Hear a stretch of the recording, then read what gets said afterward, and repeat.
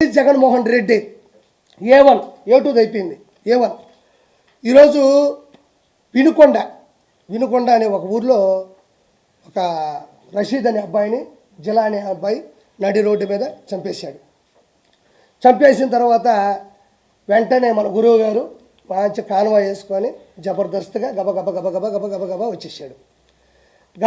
వచ్చేసాడు వచ్చాడు ఆడికి వెళ్ళాడు లోపలికి వెళ్ళాడు జగన్మోహన్ రెడ్డి వచ్చాడు దిగాడు లోపలికి వెళ్ళాడు బయటకు వచ్చి ప్రెస్ పెట్టాడు ఎడవరకే మనం మాట్లాడదాం కథంతో తేలిపోద్ది జగన్మోహన్ రెడ్డి వచ్చేటప్పుడు ఆయన కాన్వాయ్లో ఉండే ఒక బండి బాగాలేదంట కావాలనే దిగి ఇంకో బండి ఎక్కడం అంటే నన్ను సరిగ్గా చూసుకోవడం లేదు నన్ను పట్టించుకోవడం లేదు నన్ను వీళ్ళు చంపేద్దాం ట్రై చేస్తున్నారు అదే బండి చంద్రబాబు నాయుడు గారు 2014 నుంచి 2019 ఉన్న 19 నుంచి 24 ఉన్న ప్రతిపక్ష హోదాలో ఉన్న అందరూ వాడినట్టు బుల్లెట్ ప్రూఫ్ కారే అది మనం గెలవాలా ఇప్పుడు ప్రతిపక్ష హోదా కావాలన్నా 18 సీట్లు కావాలా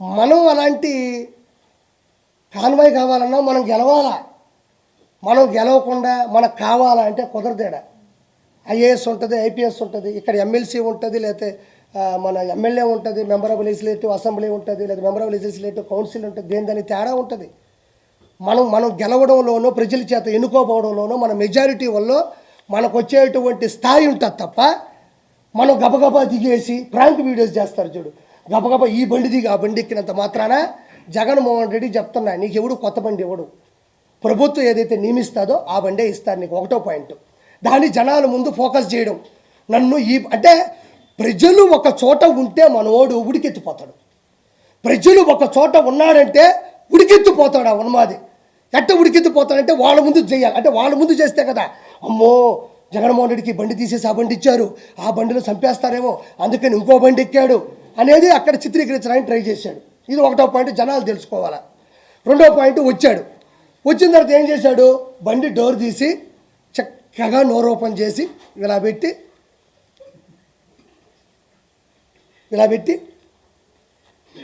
అన్నాడు నిజంగా అన్నాడా లేదా అన్నాడు 100% అన్నాడు ఒరే మనం ఏం మనుషులవి మనం ఏడుండాము ఒక మనిషి అక్కడ రక్తపాతలో తలకాయ తెగిపడిపోయి 2 చేతులు తెగిపోయి ఆడ పడిపోయి చచ్చిపోయి వాళ్ళు ముస్లింలు మైనారిటీ అక్కడ పడుకొని ఏడుస్తూ ఉంటే మనోడు బండి దిగడం ఒక సినిమా 4 పార్ట్లు చెప్తున్నా ఈ సినిమాలో నేను మొదటి పార్ట్ బండి దిగే ఒక పార్ట్ రెండో పార్ట్ డోర్ ఇట తీసి ఇట్ట పెట్టి చేతులు ఇట్ట పెడతాడు మళ్ళీ ఈ 2 ఇట్ట గొవ్వగా ఇట్ట పెట్టి ఇట్ట పెడతాడు ఆడ మనిషి చచ్చిపోయి ఉన్నాడు ఎవరన్నా అడ్డొచ్చినప్పుడు నువ్వు ప్రజాస్వామ్యంలో ఒకసారి సీఎం అయినోడు చీఫ్ మినిస్టర్ ఆఫ్ ఆంధ్రప్రదేశ్ అయినోడివి 5 సంవత్సరాలు పరిపాలించినోడివి అక్కడ అంత పెద్ద విపత్తు జరిగినప్పుడు వాళ్ళ అమ్మ నాయన అక్కడ కూర్చొని ఏడుస్తుంటే నిజంగా నువ్వు మనిషి అయి ఉంటే నిజంగా జగన్మోహన్ రెడ్డి నిజంగా మనిషి అయి ఉంటే ఫస్ట్ నువ్వే కదా డోర్ తీసింది నీకు కూడా పోలీస్ సెక్యూరిటీ ఉంటుంది కదా నీ బండి మీద అడ్డంగా ఎవడిచ్చి పడిపోతాడు నువ్వు కావాలనే డోర్ తీయడం కావాలనే బండి తీయడం దాని మీద జనాలు పెట్టడం నా రేంజ్ ఇది కాదు అని చెప్పడం ఇది ఎప్పుడు చెప్పాలబ్బా ఏదైనా క్యాంపెయిన్ జరిగేటప్పుడు ఎలక్షన్స్ ముందు రోజో లేకపోతే ఒక శుభకార్యానికి వెళ్ళేటప్పుడు లేకపోతే ప్రజల కోసం వెళ్ళి మాట్లాడేటప్పుడు సభలకు వెళ్ళేటప్పుడు చేస్తారు మనిషి చనిపోయి విపత్తుతో ఉన్నప్పుడు చేస్తారా అక్కడ కూడా ప్రమోషనే ఇది నా స్థాయి రెండో సినిమా అయిపోయింది దాన్ని సాక్షి పేపర్లు ఏం పెట్టారు తెలుసా జగన్కి క్రేజ్ ఏమాత్రం తగ్గలేదు వినుకొండలో విపత్తు జగన్ హాజరు ఇది 9వ 10వ ఈ తమ్ముళ్ళు జగన్ క్రేజు ఏమాత్రం తగ్గలేదు ఎవడైనా మనిషి అన్నాడు మృగజాతి పుట్టాడు తప్ప ఇదిగా తప్ప ఎవరైనా మనిషి అన్నాడు విపత్తుల్లో వినుకొండలో ఒక సంచలనం జరిగితే జగన్ క్రేజు ఏమాత్రం తగ్గలేదు అని ఎక్కడైనా ఏ పేపర్లైనా వేస్తారా ఏ టీవీలోనే వేస్తారా ఒకసారి యూట్యూబ్లో తొంగి చూడండి ఒకసారి అది ఎంతవరకు సమంజసం ఇందుకు గత అతను ఓడిపోయింది ఇందుకు గత అతను 11 సీట్లు వచ్చింది ఇంకొకటి 3వ సినిమా లోపల పోయాడు లోపల డ్యాన్స్ వేస్తుంది లోపల గుండెకాయ కొట్టుకుంటుంది జగనన్న జనమంతా నీ వెంటే జగన్ ఉంటే ఆడిపోయినారు జనమంతా నీ అంటుంటే 11 సీట్లు ఎందుకు వచ్చినాయి నీకు ఆడ కూర్చున్నాడు ఆడ కూర్చోకొని వాళ్ళందరినీ పెట్టుకొని మైండ్ చెడిపోయింది ఆ మనిషికి పెట్టుకొని ఇంకా స్టార్ట్ చేశాడు ఏం కాదమ్మా నీ కొడుకుకి న్యాయం జరుగుతుంది నేను ప్రతిపక్ష హోదా లేకపోయినా ప్రతిపక్ష నాయకుడిగా ఉన్నాను, నేను పోరాడతాను, నేను నిలదీస్తాను, నీ బిడ్డ పోవడం నాకు బాధగా ఉంది. ఆడిపోయి అమ్మ ఒడమ్మా మనిషికి 15,000 అన్నాడమ్మా, ఒకరికి 15, ఇద్దరికి 30 చెప్తారా? వాళ్ళకి అర్థంగా నోరు తెరుచుకొని చూస్తూ ఉన్నారు. అతను కూడా ఏమన్నా ఏడుస్తాడేమో, అతను కూడా ఏడిస్తే మనం కూడా పైన పడిపోయి ఏడద్దాం. బాధ ఉండట్లేదు ఎవరికైనా, బాధ ఉండట్లేదు ఎవరికైనా. మనం కూడా అమ్మ నాయన చచ్చిపోయినప్పుడు తట్టకని ఎవరు నువ్వు వస్తే పైన పడి ఏడ్చేస్తాం. వాళ్ళంత బాధ తప్ప హృదయంతో ఉంటే ఇతను పోయి మనిషికి 15,000, ఇంకోడికి 30-45,000 అన్న వాళ్ళు బిత్తరపోయి చూస్తున్నారు. ఇవన్నీ ఏడెందుకు చెప్తున్నాడు అంటే అతనికి ఎక్కడ ఏం మాట్లాడాలో తెలియనంత మనస్తాపానికి గురైపోయినాడు. మనస్సు చెలించిపోయింది, ఒక సైకో అయిపోయినాడు. అతను ఎర్రగడ్డ మెంటల్ హాస్పిటల్లో చేర్పించడంలో ఎటువంటి సందేహం లేదు. DNA టెస్ట్ తర్వాత జగన్మోహన్ రెడ్డి మానసిక టెస్ట్ కూడా చేయాలా, ఇది 100% అయిపోయింది. అక్కడికి పోయి ఎవరైనా అమ్మఒడి గురించి మాట్లాడతారా? దాని తర్వాత బయటకు వచ్చాడమ్మా, బయటకు వచ్చినప్పటి నుంచి వణకుతున్నాడు ఆ మనిషి. ఎందుకంటే అక్కడ ఉండేది ఒక సాక్షి మాత్రమే కాదు కదా, 100-150 శాలలు ఉన్నాయి. ఎవరు ఏమడగతారో ఏదడితే మన సమాజం చెప్పండి టకటకటకి పెట్టేశాడు అంతే. ఇంకా టకటక 1 by 1 వెళ్తున్నాడు. ఇది తప్పు. కళ్ళు మూసు కళ్ళు తెరిస్తే మన ప్రభుత్వం వచ్చేస్తుంది. రాష్ట్రపతి పాలన కావాలా, ఈవీఎం ట్యాంపరింగ్లు, ఫస్ట్ ప్రత్యేక హోదా కావాలా, తర్వాత ప్రతిపక్ష హోదా కావాలా, తర్వాత ఈవీఎం ట్యాంపరింగ్లు, ఆ తర్వాత కళ్ళు మూసు కళ్ళు తెరిస్తే 5 సంవత్సరాలు అయిపోతాయి. ఆ తర్వాత రాష్ట్రపతి పాలన కావాలా. పెట్టుకున్నాడు, చదువుకుంటూ వెళ్తా ఉన్నాడు. పాపం ఎవరో ఒక వ్యక్తి వచ్చి మధ్యలో సార్ అన్నాడు, నువ్వు ఆంధ్రజ్యోతి అన్నాడు. సార్ అంటే మొహం చూసిన తర్వాత కింద చూస్తే కదా ఆంధ్రజ్యోతి ఏదో తెలుస్తుంది. గబక్క నీది ఆంధ్రజ్యోతి అనే అతని మీద సీరియస్ అయిపోయినాడు. ఎందుకు సీరియస్ అయిపోయినాడు? అతను ఒకటి రాసుకో ఉన్నాడు, అది రాసుకుని అతను పంపించేసేయాలి. మీరు మధ్యలో క్వశ్చన్ అడిగితే మీరు ఏం క్వశ్చన్ అడతారు తెలుసా? సార్ మాచర్ల నియోజకవర్గంలో గుండ్లపాడు అనే గ్రామంలో తోటా చంద్రయ్యని జై చంద్రబాబు అన్నారని కట్టం కోసేశారు, అప్పుడు మీరు ఎందుకు పరామర్శించలేదు అని మీరు అడగతారని భయంతో మీ మీద కసురుకున్నాడు. అమర్నాథ్ గౌడ్ని ఒక 10వ తరగతి చదువుతున్న కుర్రాడు వాడు అక్కను పట్టుకొని ఏదో తప్పుడు మాట్లాడి ర్యాగింగ్ చేస్తే తట్టుకోలేక నిలదీస్తే కిరోసిన్ పోసి కాల్ చేస్తే మీరు ఎందుకు పరామర్శించలేదని మీరు అడగతారని భయపడ్డాడు. అనంతబాబును ఒక ఎమ్మెల్సీ తన డ్రైవర్ సుబ్రహ్మణ్యం చంపి డోర్ డెలివరీ చేస్తే ఆ రోజు మీరు ఎందుకు వచ్చి పరామర్శించలేదని మీరు అడగతారని భయపడ్డాడు. సొంత బాబాని గొడ్డలు పెట్టుకుని ఎర్రగంగిరెడ్డి, దస్తగిరి, వీళ్ళందరూ సునీల్ కుమార్ ఎవడో యాదవ్ కావచ్చు, అవినాష్ రెడ్డి కావచ్చు, ఒక 5-6 మంది అక్యూజులు కలిసి మీ బాబాని చంపేస్తే ఆ రోజు కూడా మాట్లాడి వెళ్ళిపోయావు, కానీ కన్నీళ్లు మీరు ఎందుకు పెట్టలేదని మీరు అడగతారని చెప్పేసి ఆ వ్యక్తి భయపడిపోయాడు. లేకపోతే ప్రెస్ వాళ్ళు అడిగే క్వశ్చన్లకి ఇవ్వడం నా బాధ్యత. మొన్న కూడా చాలామంది నేను మాట్లాడినందుకు 4-5 క్వశ్చన్లు అడిగారు. నేను మాట్లాడేది మీరు టెలికాస్ట్ చేయడానికి వచ్చిన పని అయితే మీరు ప్రెస్ వాళ్ళు ఎవరు? మీకు వచ్చిన క్వశ్చన్లు, డౌట్లు, నన్ను నిలదీయడం, నన్ను ప్రశ్నించడం, నన్ను ఎదిరించడం, అవసరమైతే నన్ను బెదిరించడం అనేది ప్రెస్. ఆ విధంగా అతను పట్టుకొని నానా మాటలనేసి అక్కడి నుంచి అంతకుముందు కూడా ఏదో పిన్నెల్లి రామకృష్ణారెడ్డి గురించి మాట్లాడుతున్నప్పుడు కూడా ఏదో లాస్ట్ క్వశ్చన్ అడుగుతుంటే వెళ్ళిపోయాడు. అంటే ప్రజలని ఏదో మభ్య పెడదామంటే అందరూ చదువుకున్న వాళ్ళు, 170 సీట్లు 164 శాసనసభ్యులు గెలిచారు, 21 ఎంపీ వచ్చింది. నేను ఈరోజు ఒకే ఒక మాట మాట్లాడుతూ ఉన్నా. 26 జిల్లాల్లో ఉండే 175 నియోజకవర్గాల్లో పులివెందుల, రాజంపేట, బద్వేలు, పొంగనూరు, తంబాలపల్లి, తర్వాత వచ్చేసి దర్శి, ఎర్రగొండపాలెం, మంత్రాలయం, ఆలూరు, పాడేరు వరకు 11 నియోజకవర్గాలు మాత్రం ఎందుకు గెలిచినావు? కడప, రాజంపేట, తిరుపతి, అరకు 4 ఎంపీ సీట్లు మాత్రం ఎందుకు గెలవాల్సి వచ్చింది? 11 నియోజకవర్గాలు 4 ఎంపీ సీట్లు మాత్రం గెలవాల్సినంత అవసరం ఏముంది? జనాలు ఆ రోజు కూడా చెప్పులతో కొట్టి చేత్కరించారు. ఈ రోజు నేనేమంటున్నా అంటే నా బాధ ఏమీ లేదు. ఫైనల్గా మీరు చెప్పేది ఒకటే, ఇతను రావణ కాష్టం సృష్టిద్దామని బీహార్ నుంచి కొన్ని వేల మంది జనాలు తీసుకొని వచ్చేస్తారు. 140 నుంచి 160 సీట్లన్నా వేమిరెడ్డి గారు గెలుస్తారన్నా, పవన్ కళ్యాణ్ గారు భారీ మెజారిటీతో గెలుస్తారన్నా, తిరుగులేని మెజారిటీ కూటమి గెలుస్తుందని చెప్పిన జగన్మోహన్ రెడ్డి వెంకటేశ్వర స్వామి చేత కాలుతో తన్నించబడతాడని కూడా మీకు చెప్పిన. ఈరోజు కూడా చెప్తా ఉండా, అతను రావణ కాష్టం సృష్టించడానికి సిద్ధంగా ఉన్నాడు.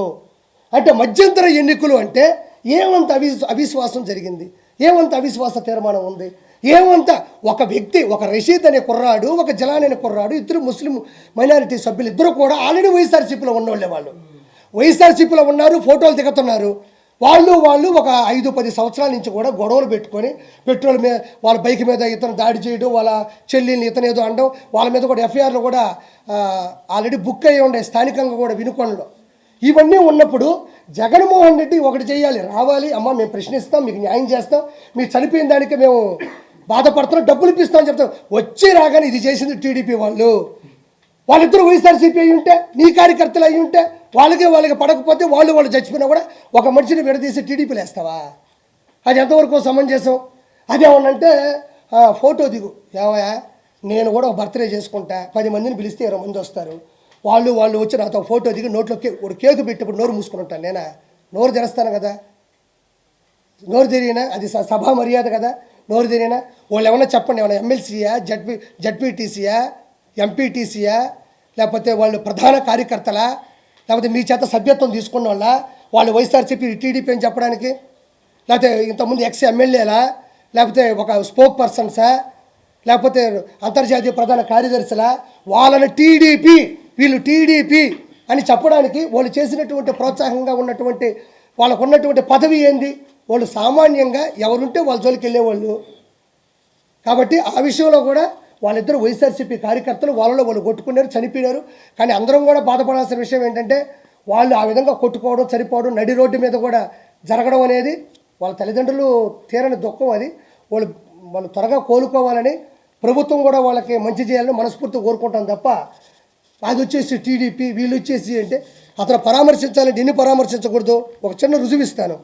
మనోడు ఏమన్నా అంటే మనం ఏమన్నా అంటే అక్కడ కేకు తినిపిస్తూ ఉన్నాడు, అక్కడ లోకల్ ఎమ్మెల్యే అనుకుంటా, ఎమ్మెల్యేనో ఎవరు ఒక ఫంక్షన్కి వెళ్ళినప్పుడు కేకు తినిపిస్తూ ఉన్నాడు. ఆ కేకు తినిపించాడంటే ఇది ఏమిటిది అన్నాడు, గుర్తుందా? ఏమిటిది అన్నాడు అంటే కేకు తినిపిస్తున్నప్పుడు వాళ్ళ మనుషులే కదా అన్నాడు. ఈరోజు చూడండి, ఇతను వచ్చి సునీల్ కుమార్ యాదవ్, ఇది బాగా చూడండి ఒకసారి. ఈవిడ వచ్చి భారతీ రెడ్డి గారు, జగన్మోహన్ రెడ్డి గారు సతీమణి. వచ్చిందా?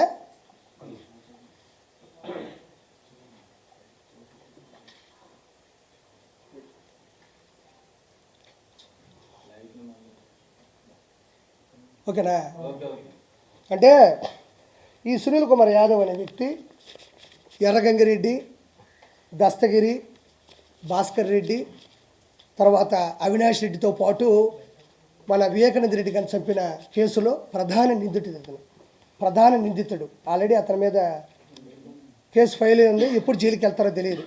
ఈ సునీల్ కుమార్ యాదవ్ అనే వ్యక్తి, ఓకేనా, ఈ సునీల్ కుమార్ యాదవ్ అనే వ్యక్తి భారతీ రెడ్డి గారితో ఫోటో దిగున్నాడు. ఇదే సునీల్ కుమార్ యాదవ్ అనే వ్యక్తి అవినాష్ రెడ్డితో కూడా ఫోటో దిగున్నాడు. మీరు కాబట్టి ఫేస్బుక్లోకి వెళ్ళి చూసుకోండి. అంటే ఈ సునీల్ కుమార్ యాదవ్ అనే వ్యక్తి వైఎస్ వివేకానంద రెడ్డి గారి హత్యలో ప్రధాన నిందితుడిగా ఉంటే ఇప్పుడు ఈ మర్డర్ చేయించింది జగన్మోహన్ రెడ్డి గారి సతీమణి. ఆ సినిమాలు చెప్తారు, పోకిరి సినిమాలో నేను అమితాబ్ బచ్చన్తో తీసుకున్న ఫోటో ఉంది, సచిన్ గారితో తీసుకున్న ఫోటో ఉంది, నాకు వాళ్ళకి ఏ సంబంధం ఉండదు, కానీ వాళ్ళకే నాకు ఈ సంబంధం లేదని తెలియడానికి 30 సంవత్సరాలు పడుతుంది. అప్పుడు నేను ఆ కేసు ఎట్టనే కొట్టిస్తేస్తున్న పరిస్థితి తప్ప ఆ సునీల్ కుమార్ యాదవ్ భారతీ రెడ్డి గారితో ఫోటో దిగున్నాడు, అవినాష్ రెడ్డి గారితో ఫోటో దిగున్నాడు. అంటే ఫోటోలు దిగితే అది ప్రథమ సాక్ష్యమా? ఫోటో అనేది ఏముందండి, ఒక పిక్చర్. అది వాళ్ళందరూ కూర్చొని మందు తాగుతూ వాడిని వేసిరన్న ఏమన్నా వీడియో ఉందా, లేకపోతే ఏమన్నా ఆడియో ఉందా? లేదు కదా. కాబట్టి నేను చెప్పేది ఏంటంటే నేను ఒకటే కోరుకుంటున్నా, ఏదో రాష్ట్రపతి పరిపాలన కావాలా, నేను ఢిల్లీలోకి వచ్చి మాట్లాడతాను, నేను ఒక మాట్లాడుతూ ఉండా.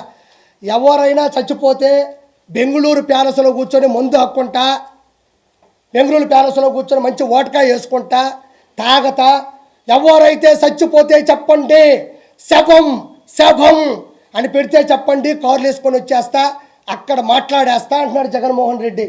నీకు దమ్ముంటే నువ్వు నిజంగా వైఎస్ఆర్సీపీ అధ్యక్షుడు అయితే, నువ్వు నిజంగా మనిషివి అయితే, నీకు దమ్ముంటే అసెంబ్లీకి వచ్చి మాట్లాడు. ఎవరన్నా చనిపోతేనో, ఎవరన్నా బాధలో ఉంటేనో అక్కడికి వెళ్ళి చనిపోయినోడేమో వైఎస్ఆర్సీపీ, చంపినోడేమో టీడీపీ అని మాటం కాదు. జగన్మోహన్ రెడ్డికి కలేజా ఉంటే, దమ్ముంటే, ఒంటరిగా గెలిచాను, ఒంటరిగా పోరాడాను, ముగ్గురు వచ్చి నా మీద పడ్డారు అంటున్నాడు కదా.